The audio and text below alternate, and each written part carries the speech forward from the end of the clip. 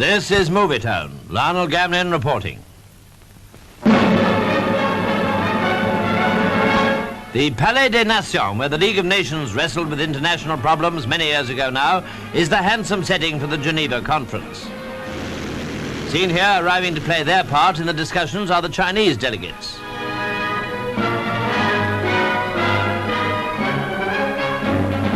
They're led by Mr Chou En-Lai, the Foreign Minister.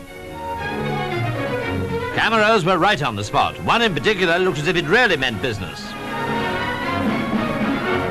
The Chinese certainly appeared to be in very cheerful mood as they waited for the Russian delegation to arrive. Their leader, of course, was Mr Molotov, who exchanged warm greetings with Mr Chou En-Lai. And now the Chinese delegates enter the Palais de Nations. They are shortly followed by Mr Molotov, accompanied by Mr Gromyko. Mr Dulles, the American Secretary of State. Monsieur Bidault, France's Foreign Minister.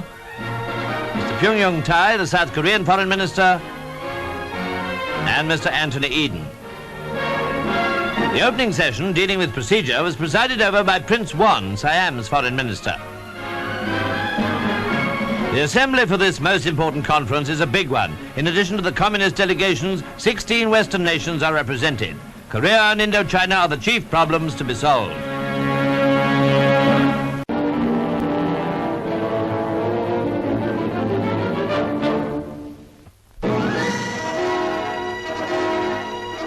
An interesting sidelight on the story of the Big Four Geneva Conference is the work of the cameramen.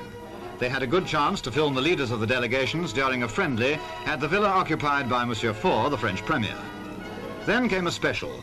200 cameramen took this historic group. Left to right, Marshal Bouganin, President Eisenhower, and Sir Anthony Eden. But there was no let-up for the camera boys. Suddenly, President Eisenhower decided to go shopping. That was a big story, of course, in the midst of this momentous conference. Cameramen shot Ike from all angles, outside and inside the toy shop. The president had a good look round and chose carefully. As a grandfather, he knows what presents to buy for children.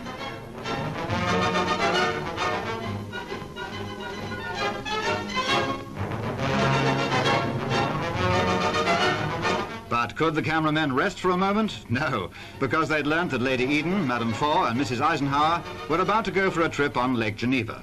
Obviously, this was an item that had to be filmed. The ladies cooperated by waving gaily as the luxury launch left the quay.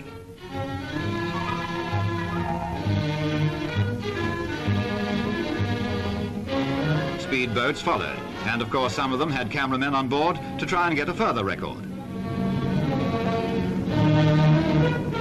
The next job was to take pictures of President Eisenhower on his visit to an atomic reactor installed in the UNO building. The president pointed out that America was helping many other countries in this form of scientific research. In the meantime, I hope that everybody gets a chance to see this one will learn that there is really many, many ways in which atomic science can be used for the benefit of mankind instead of his destruction. Thank you very much. Later, in the Palace of Nations, he told the delegations that America would give Russia blueprints of all military establishments in the USA and permit aerial photography if Russia would do the same. A bold new proposal.